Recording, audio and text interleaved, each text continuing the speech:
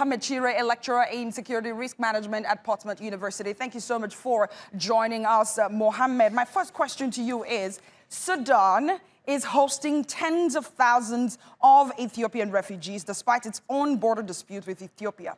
What are the possibilities of Sudan being drawn into this conflict? Well, thank you for having me.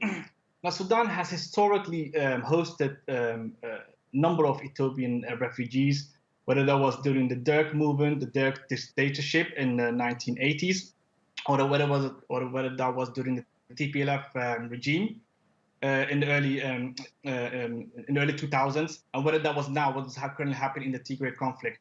Now, Sudan so far hasn't shown any signs of being dragged into this conflict, primarily because Sudan still has a number of external influences that are also trying to mitigate this conflict. And primarily, one particular example is the United Arab Emirates, who has considerable influence with Sudan in trying to not get them involved in this conflict. Sudan has so far been done an amazing job in supporting these refugees, hosting these refugees, but I don't think there's going to be a likely chance of them being joining this conflict anytime soon. Despite Sudan having a border dispute with Ethiopia?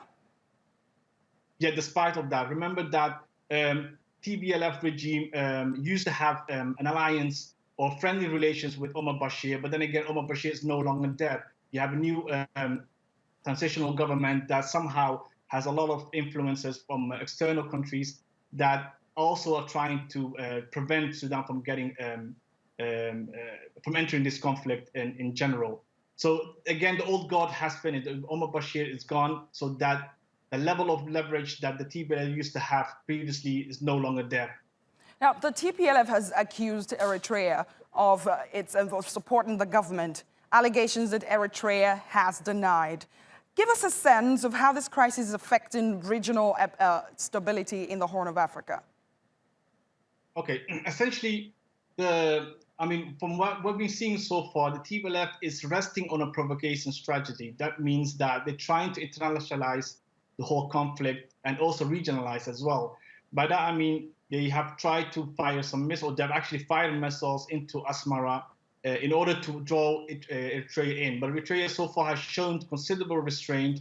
And I think also that comes from the outside pressure as well from the United States, who are also trying to keep Eritrea at bay.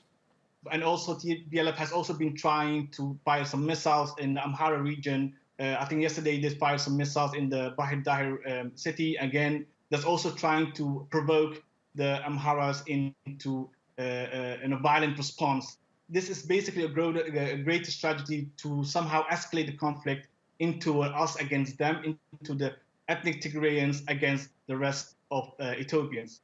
Now, again, Eritrea and Sudan so far, again, haven't been joining this conflict. They have shown restraint, especially primarily Eritrea. And I don't think that's going to be happening anytime soon. Eritrea has got a lot to lose if they join this conflict, because then again, it plays into the TPLF strategy of internationalizing the conflict.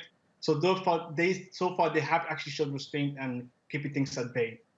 Well, that's right. Thank you so much, Mohammed Shire, a lecturer in security risk management at Portsmouth University, speaking to us on the latest from Ethiopia about the Ethiopia-Tigray crisis.